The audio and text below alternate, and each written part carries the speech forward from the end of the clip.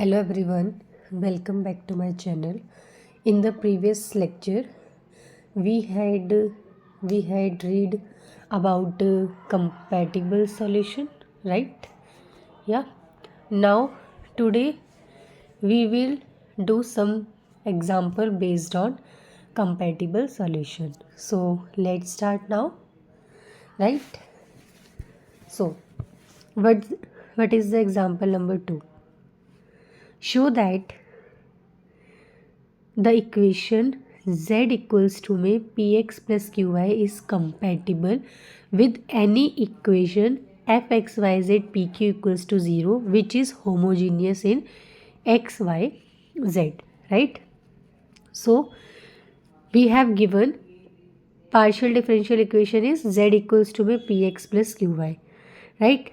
Now like करो कि जो हमारे पास अदर सॉल्यूशन है हमने क्या लिया है g, ठीक है. So g x Y z p q equals to में दिस, ठीक है. जो हमने इक्वेशन ली है ना ये वाली, इसको हमने क्या कर दिया, इस वाले जेड को हम यहाँ लेके गए तो मेरे पास इक्वेशन किस में चेंज हो गई, P X plus Q Y minus में जेड, ठीक है. इक्वल्स टू में क्या थी, ज़ीरो. और इस वाली इक्वेशन को हमने किसकी फॉर्म में लिखा, क्यू एक्स वाई जी एक्स वाई जेड और पी क्यू. ये तो हम अपनी इक्वेशन को डिनोट करते ही है ना, इसमें दो इक्वेशन होनी चाहिए. तो एक तो हमें गिवन है ये एफ एक्स वाई वाली, इसको हमने जी के इक्वल ले लिया क्योंकि हमारे पास दो पार्शियल डिफरेंशियल होनी चाहिए इक्वेशन ऑफ ऑर्डर 1 की, ठीक है. तो इसलिए हमने इसको किसके इक्वल ऐड कर लिया, जी के. एक इक्वेशन हमें ऑलरेडी गिवन है, right. Now see further F X Y Z ये हमें गिवन ही है, ठीक है. अब हमारे पास क्या कंडीशन होती है कंपैरेटिबल सॉल्यूशन की, कि करली एफ कॉमा जी अपॉन में curly X comma P equals to में प्लस में P curly F comma G upon में curly Z comma P plus में करली एफ कॉमा जी अपॉन में curly Y comma Q plus में Q curly F comma G upon में curly Z comma Q equals to 0, यही होती है. सो अब हमें पता है कि ये क्या है, इक्वेशन जो है वो होमोजीनियस है. और जो होमोजीनियस इक्वेशन के बारे में हम लोगों को पता है यूलर्स थ्योरम से, जो हम एडवांस कैलकुलस के चैप्टर नंबर 5 में पढ़ते हैं, ठीक है. तो वो क्या बोलती है, वो यही बोलती है ना कि जो भी तुम्हारा फंक्शन है, लाइक हमारे पास ये दे रखा है एक्स साथ में उसका पार्शियल डिफरेंशिएशन, वाई साथ में उनका पार्शियल डिफरेंशिएशन प्लस जेड साथ में उसका partial differentiation with respect to Z function का, ठीक है. इन सब का एडिशन किसी की इक्वल होता है एन डॉट एफ की, ठीक है. अब जो हमारे पास फंक्शन है, यहाँ पे फंक्शन की वैल्यू क्या है, 0. तो यहाँ 0 करोगे और कितने डिग्री की है ये हमें पता है कि होमोजीनियस है और ऑर्डर तो 1 की होती है. तो 1 इंटू में 0, तो यहाँ पे क्या मिलेगा मुझे, 0, ठीक है. तो मेरे पास ये इक्वेशन आ गई, राइट, ये आ गई, ठीक है. अब हमें पता है कि जो इक्वेशन नंबर 1 है जिसको मैंने जी लेट किया था, और जो इक्वेशन नंबर 2 है ये जो हमें गिवन है, ये किसके इक्वल है, 0 के इक्वल, ठीक है. अब मुझे क्या प्रूव करना है, कंपैटिबल. तो उसके लिए सॉल्यूशन क्या है, वो जो इक्वेशन होती है यही होती है, अभी जो मैंने रिपीट करी थी यही होती है ना, ये मैंने जो मुंह से बोली थी वो यही है, ठीक है. तो फर्स्टली हम लोग क्या करेंगे, हम लोग सॉल्व करेंगे करली एफ कॉमा जी अपॉन में करली एक्स कॉमा पी को. तो ये क्या होता है, करली एफ का differentiation with respect to X, curly F का differentiation with respect to P, curly G का differentiation with respect to X, curly G का differentiation with respect to P. ये क्या होता है, इसका जैकोबियन, ठीक है. तो जैकोबियन ऐसे निकालते हैं. सो फर्स्ट स्टेप में हम लोगों को क्या करना है, फर्स्ट स्टेप में हम लोगों को सबसे पहले करली एफ अपॉन में करली एक्स निकालना है, ठीक है. तो करली एफ अपॉन में करली एक्स क्या होता है, देखो ये जो फंक्शन है ये तो तुम्हें इसी की फॉर्म में दे रखा है, यहाँ पे कोई डिजिट वगैरह तो ऐसे है नहीं जिसका हम करें, या कोई वेरिएबल नहीं है, सीधा फंक्शन दे रखा है इक्वल्स टू 0. तो करली एफ अपॉन करली एक्स ही रहेगा और इसका भी करली एफ अपॉन में करली पी रहेगा. नेक्स्ट वाले का देखो जरा, करली जी अपॉन करली एक्स. तो जो जी जो फंक्शन है वो क्या है मेरे पास, वो मेरे पास है पी एक्स प्लस में क्यू वाई. तो जरा करली जी अपॉन में एक्स करेंगे तो यहाँ से पी मिलेगा, करली जी अपॉन में पी करेंगे तो मुझे एक्स मिलेगा, यही मिलेगा. तो देखो ये टर्म यही लिखी हुई है, ठीक है. तो अब इसका क्या करना है, जैकोबियन निकालना है. तो डिटरमिनेंट को सॉल्व करो पहले. डिटरमिनेंट क्या होगा, क्रॉस प्रोडक्ट हो जाएगी. तो इसकी इससे माइनस में इसकी इससे, तो हमारे पास ये आ गया ठीक है। सिमिलरली हमें क्या सॉल्व करना है, हमें करना है करली एफ कॉमा में 0 अपन में करली जेड कॉमा में पी। ठीक है, तो क्या होगा करली एफ अपन में करली जेड, करली एफ अपन में करली पी, करली जी अपन में करली जेड, करली जी अपन में करली पी। तो ऊपर वाले में तो कोई डिजिट नहीं है तो ऐसे ही रह जाएगा। अब करली जी का जेड के रिस्पेक्ट में करना है, तो यहाँ पे जेड की एक ही डिजिट है तो क्या हो जाएगा -1। ठीक है, हमारे फंक्शन में यही है ना, खाली जेड माइनस जेड, तो -1 हो गया।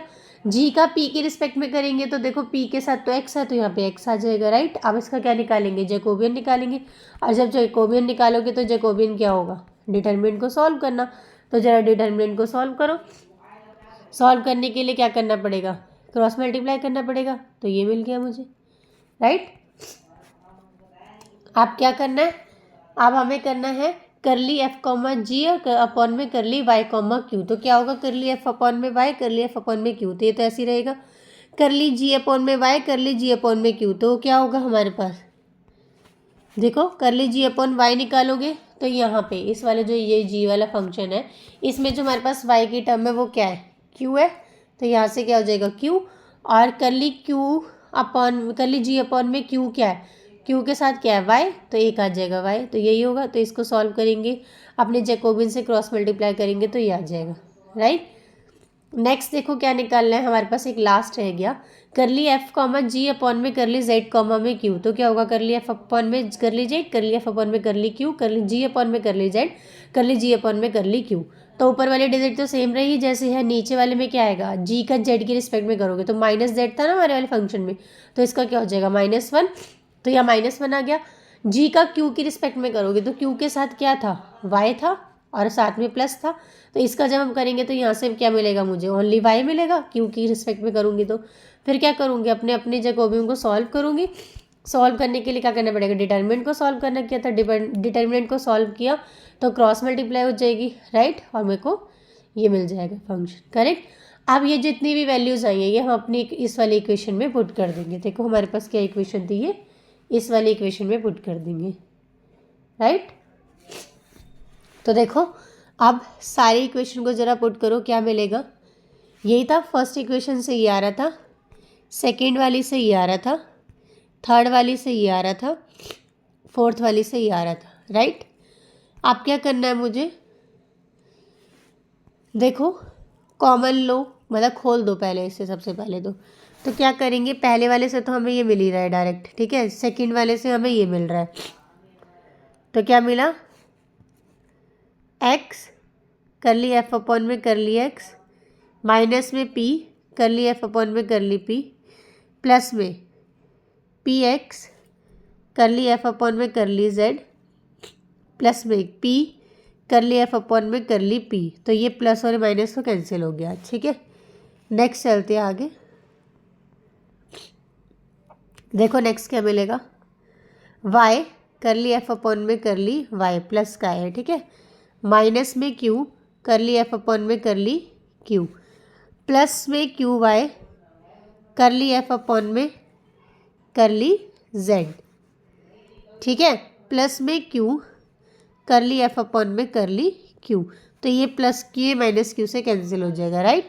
बचेगा क्या, एक ये वाला फंक्शन, एक ये वाला फंक्शन जिसमें ये आ रही है टर्म, एक ये वाला फंक्शन और एक ये वाला फंक्शन, ठीक है। तो अब देखो क्या बचा है यहाँ से, यही देखा करली एफ अपॉन में करली एक्स, यही बच रहा है। देखो अगर आप इसे गौर से देखोगे तो यही है ना, यहाँ पे ये वाली टर्म आ रही है, ठीक है। तो क्या आया मेरे पास, यहाँ पे ये वाली टर्म आ रही है तो ये वाली होगी। वाई वाली टर्म कहाँ थी हमारे पास, वाई वाली देखो ये रही, नेक्स्ट टर्म ये आ गई, ठीक है। ये देखो ये वाली जो है, जो हमारे पास ये वाली जो टर्म है हमारे पास, ये पी एक्स वाली, ठीक है, ये पी एक्स वाली जो ये है, ये वाली पी एक्स वाली, ठीक है। और साथ में क्या है हमारे पास, एक ही है क्यू वाई वाली, ठीक है। और इस पी के साथ भी कर लिया एफ अपॉन में जेड है।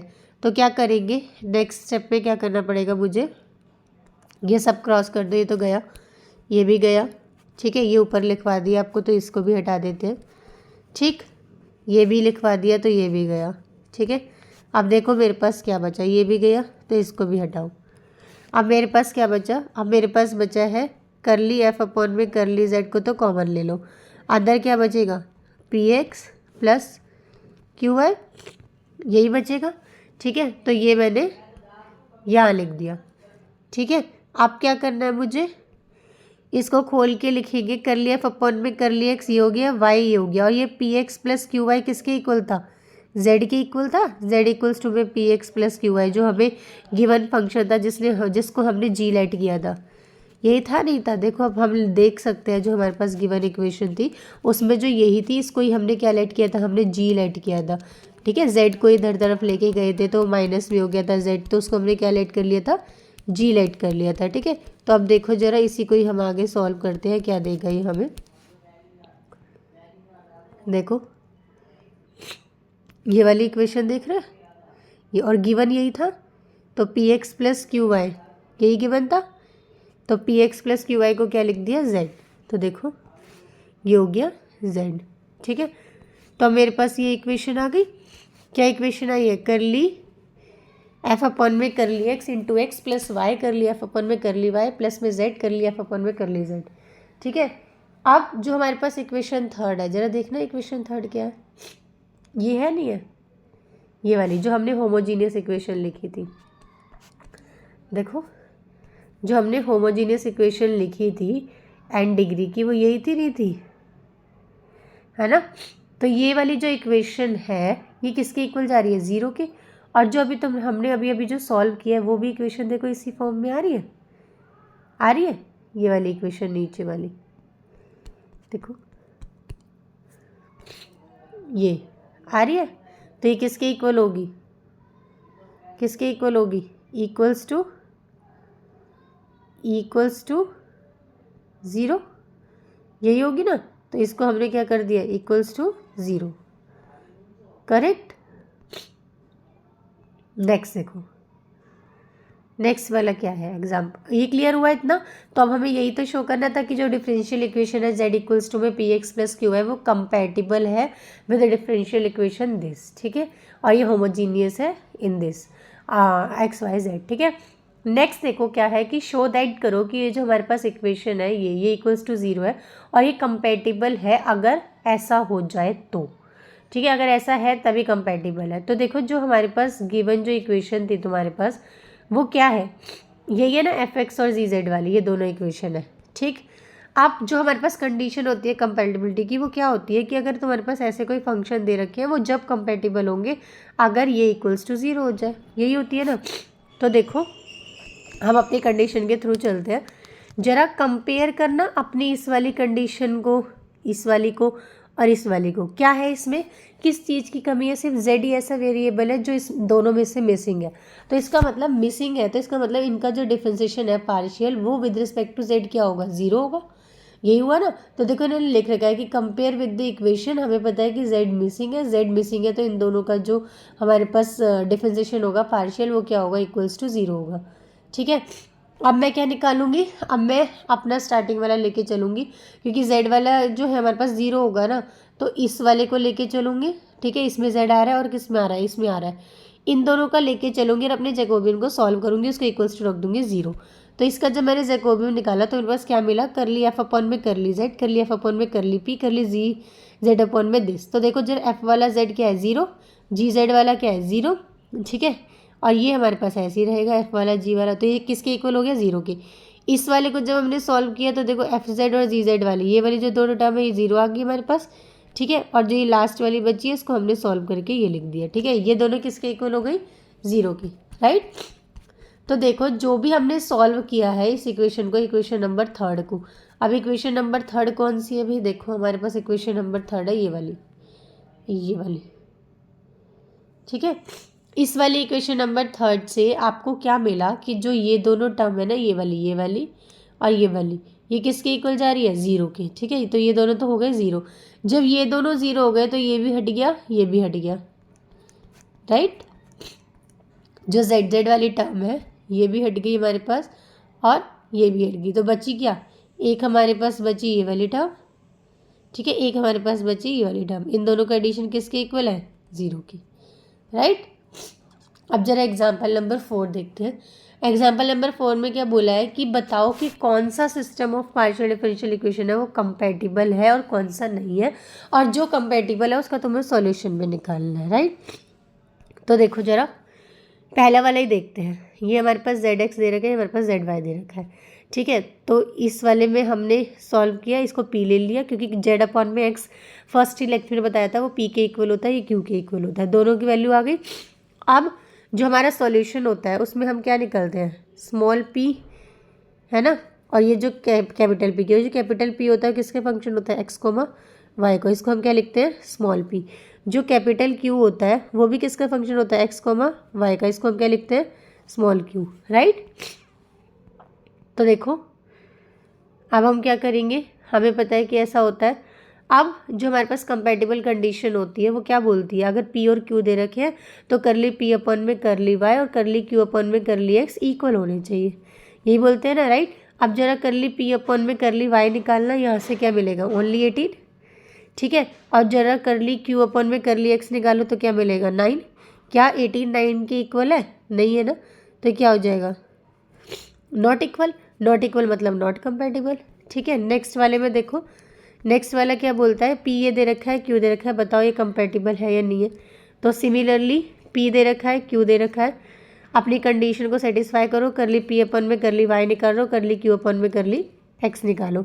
जब पी अपन वाई निकालेंगे तो हमें क्या मिलेगा, पी अपन वाई निकालने के लिए 3 और क्यू अपन एक्स निकालेंगे तो 3। अब 3 किसके इक्वल है, 3 क्या आ रहा है, दोनों कंडीशन सेटिस्फाई हो रही है।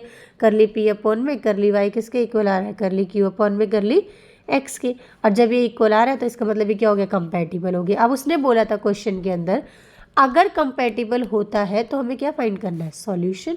हमारी इक्वेशन तो कंपैटिबल है भाई, हमने अभी देखा है कि है कंपैटिबल, तो सॉल्यूशन निकालोगे। अब सॉल्यूशन निकालने के लिए क्या करोगे, देखो जो तुम्हारा क्वेश्चन में इक्वेशन है वो पी और क्यू की फॉर्म में है। हम लोगों ने एग्जैक्ट डिफरेंशियल इक्वेशन को पढ़ा है for solve homogeneous equation in OD, है ना, चैप्टर 1 में पढ़ा होगा, चैप्टर 1 या चैप्टर 2 में है, चैप्टर 1 में है जहाँ पे हम सॉल्यूशंस पढ़ते हैं एग्जैक्ट डिफरेंशियल इक्वेशन। तो वो क्या होती है, वो होती है कि तुम्हारे पास जो सॉल्यूशन है ना, अभी हमने जो इसमें पढ़ा था कंपैटिबल के लिए उसका सॉल्यूशन में ऐसे निकालते थे ना, डी जेड इक्वल्स टू में पी डी एक्स प्लस में क्यू डी वाई। और जो हमारे पास एग्जैक्ट डिफरेंशियल इक्वेशन होती है ना वो भी इसी फॉर्म में होती है, क्या होती है, एम डी एक्स प्लस में एन डी वाई, ठीक है। तो यहाँ से अगर हम इसको इससे कंपेयर करें तो क्या पता चल रहा है, जो एम जो क्यू है हमारे पास, है ना, वो यहाँ एम है, जो यहाँ क्यू है वो यहाँ एन है, यही है ना। तो अब इसी वे से अगर मैं इसे सॉल्व करूँ तो मेरे पास एम और एन की वैल्यू पी और क्यू दे देंगे, ठीक है। जो एम है वो हमारे पास पी हो जाएगा, जो हमारे पास एन है वो हमारे पास क्यू हो जाएगा। तो अब एम और एन की वैल्यू आ गई मेरे पास इस वाली इक्वेशन को कंपेयर करके, ठीक है। अब जो एग्जैक्ट डिफरेंशिएबल को फॉर्मूला, वो इक्वेशन को सॉल्व करने का फॉर्मूला तो क्या होता है कि m का डिफरेंशिएशन करो पर y को क्या लो, कांस्टेंट, प्लस में n में टर्म्स वो वाली लेनी है जिसमें x ना हो, उसका डिफरेंशिएशन करना है विद रिस्पेक्ट टू y, साथ में एक कांस्टेंट टर्म। तो देखो m वाली में y नहीं होना चाहिए, ठीक है, y को कांस्टेंट लेके तुम्हें करना है, y होना नहीं मतलब y को कांस्टेंट लेके करना है। तो m ये है, ये वाला। तो अगर मैं इसका इंटीग्रेशन करूँगी तो मेरे पास क्या आएगा, देखो जरा 6x का किया तो 6x² अपॉन में 2 आएगा, यही आएगा ना, 6x² अपॉन 2। तो यहाँ से कट करके क्या आ जाएगा, 3x², तो यही आ रहा है। इस वाले का करूँगी तो क्या मिलेगा, y तो कांस्टेंट है तो क्या आएगा 3xy, है ना, इसमें पार्शियल तो कुछ नहीं है भाई, कांस्टेंट लेके करना है तो उसको कांस्टेंट ले लो और साथ में अपना इसकी x लगा दो, है ना, ये बाहर आ जाएगा, 1 का क्या हो जाएगा x, राइट। नेक्स्ट क्या बोला है, n का, n ये है पर उसमें उस टर्म का करना है जिसमें x ना हो, तो वो कौन सी टर्म है, ओनली 4y। 4y का करेंगे तो क्या होगा, 4y² अपॉन में 2, 2 2 ज़ा 4 तो -2y² हो गया। तो देखो यहाँ पे यही आ रहा है, साथ में c आ रहा है, राइट। तो ये क्या हो गया, ये सॉल्यूशन हो गया। कब, जब हमारे पास जो इक्वेशन थी वो पहले हमने चेक करी थी कि कंपैटिबल है नहीं है, वो कंपैटिबल थी तभी हमारा सॉल्यूशन यही आया, राइट। नेक्स्ट देखो, नेक्स्ट में क्या बोला है उसने, तुम्हें जो सिस्टम दे रखा है वो दे रखा है, ये 2 इक्वेशन है, एक ये पी दे रखी है और एक ये क्यू दे रखी है, राइट। अब कंपैटिबिलिटी कंडीशन चेक करनी है, जरा पी अपॉन में वाई निकालो, क्या मिलेगा, एच, पी अपॉन में एक्स निकालो, क्या मिलेगा एच। एच किसके इक्वल हो गया, एच के, मतलब कि करली पी अपॉन में करली वाई इक्वल्स टू में करली क्यू अपॉन में करली एक्स किसके इक्वल हो गए, एच के। तो क्या हो गया, कंपैटिबल हो गया। दोबारा से अपने सॉल्यूशन को फाइंड करेंगे। सॉल्यूशन को फाइंड करेंगे तो सेम वही होगा, एम डी एक्स प्लस में एन डी वाई। अब जरा एम डी एक्स और एन डी वाई यहाँ पे क्या होगा, यहाँ पे जो मेरे पास m की वैल्यू है वो क्या है, देखो ये थोड़ा ब्लर आ रहा है तो मैं आपको बता देती हूँ। यहीं पे जो हमारे पास m की वैल्यू है यहाँ पे वो क्या है, ए एक्स प्लस में एच वाई प्लस जी, जो हमारे पास p की वैल्यू है, ठीक है। और जो n की वैल्यू है वो क्या है, वो हमारे पास है H X plus B Y plus में f, जो हमारे पास q की वैल्यू है, ठीक है। अब क्या करना है, अब मुझे इसको अपनी उस इक्वेशन में दिखाना है आपको कि एम डी एक्स और एन डी वाई का कैसे होगा। तो देखो जरा, हम इसको ऐसे लिख सकते हैं, D D D Z equals to A X plus H Y plus G D x plus में एच एक्स प्लस में बी वाई प्लस में एफ, ठीक है। साथ में क्या है मेरे पास, डी वाई, राइट है ना।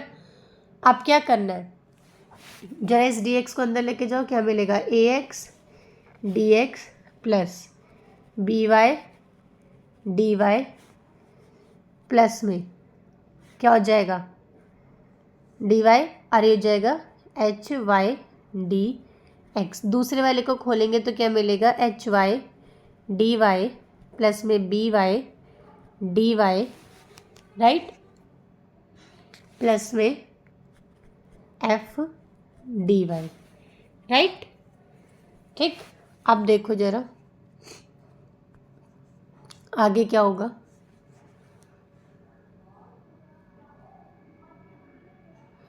नेक्स्ट में हम लोग क्या करेंगे, देखो अब जो हमारे पास ऊपर आ रही थी उसमें से ए एक्स प्लस में, सॉरी ए एक्स के साथ क्या था, डी एक्स प्लस में बी वाई डी वाई, इनको तो लिख लो एक साथ, और जो एच था उसको ले लो कॉमन, क्या बचेगा अंदर, वाई डी एक्स प्लस में X D Y, right, plus में क्या था, जी डी एक्स प्लस में एफ डी वाई, राइट। अब इंटीग्रेट कर दो जरा, ये डी जेड के इक्वल था ना, तो डी जेड का इंटीग्रेशन करोगे तो क्या मिलेगा, जेड, तो ये पूरी की पूरी टर्म किसके इक्वल हो जाएगी, जेड के, ठीक है। तो देखो जरा, जेड इक्वल्स टू क्या होगा, ए एक्स का डी एक्स क्या होगा, एक्स स्क्वायर बाय में 2 प्लस में बी, देखो बी वाई था ना, तो बी वाई का क्या होगा, B Y square divided by में 2, ठीक है। नेक्स्ट टर्म क्या थी, H Y D X D Y, ठीक है। तो इसको हम कैसे लिख सकते हैं, इसको हम लिख सकते हैं एच और डी ऑफ एक्स वाई, तो इसका इंटीग्रेशन करोगे तो इससे कैंसिल हो जाएगा, तो मुझे क्या मिलेगा, मुझे मिलेगा एच एक्स वाई, ठीक है। तो क्या मिला मुझे, एच एक्स वाई, ठीक है। नेक्स्ट टर्म क्या थी, किसका करना था नेक्स्ट टर्म में, साथ में जी एक्स वाले का, तो मुझे क्या मिला, जी एक्स प्लस एफ वाई, और साथ में क्या आएगी, कॉन्स्टेंट टर्म सी। अब क्या कर सकते हो, कॉमन ले लेना, ये जो ये 1/2 है 1/2 है, इसको हम कॉमन लेंगे, तो यहाँ से देखो ये 1/2 ये 1/2 कॉमन आ जाएगा, ठीक है। तो जब कॉमन आएगा तो इसका ब्रैकेट बंद कर देना और इसके बाहर लिख देना 1/2, ठीक है। बाकी तो जो हमारा आ रहा है यही हमारे पास आंसर आ जाएगा, सी तो यहाँ पे कांस्टेंट है, ठीक है। तो ये क्या हो गया, ये सॉल्यूशन हो गया किसका, जो अभी हमने इक्वेशन को सॉल्व किया था, देखा था कि वो सॉल्यूशन कंपैटिबल है नहीं है। कंपैटिबल के लिए कंडीशन होती है कि जो हमारे पास करली पी अपॉन में करली वाई है वो किसके इक्वल होना चाहिए, करली किसके इक्वल होना चाहिए, करली क्यू अपॉन करली एक्स के। अगर वो दोनों इक्वल आ रहे हैं दैट मीन्स मेरा सोल्यूशन कंपैटिबल है, और अगर मेरा सोल्यूशन कंपैटिबल है तो मुझे उस इक्वेशन का, जो इक्वेशन हमारे पास कंपैटिबल बता रही है कि हाँ जो तुम्हें फंक्शन दे रखा है वो कंपैटिबल है, तो उस कंपैटिबल फंक्शन का या फिर जो भी इक्वेशन है उनका क्या करना पड़ेगा, कॉमन सॉल्यूशन फाइंड करना पड़ेगा दोनों का, क्योंकि एक फंक्शन एफ की फॉर्म में एक फंक्शन जी की फॉर्म में, एक इक्वेशन एफ वाली एक जी वाली है, उन दोनों इक्वेशन का एक कॉमन सॉल्यूशन फाइंड करना पड़ेगा। कॉमन सॉल्यूशन फाइंड करने के लिए हम लोग एग्जैक्ट डिफरेंशिएशन वाला फॉर्मूला लगाएंगे, वो क्या होता है एम डी एक्स प्लस में एन डी वाई। ठीक है, तो आई होप आपको ये जितने भी आज हमने एग्जाम्पल किए हैं 2-3 एग्जाम्पल किए हैं वो क्लियर ही होंगे। कल हम लोग करेंगे नेक्स्ट लेक्चर में general method of solution. Thank you, have a nice day.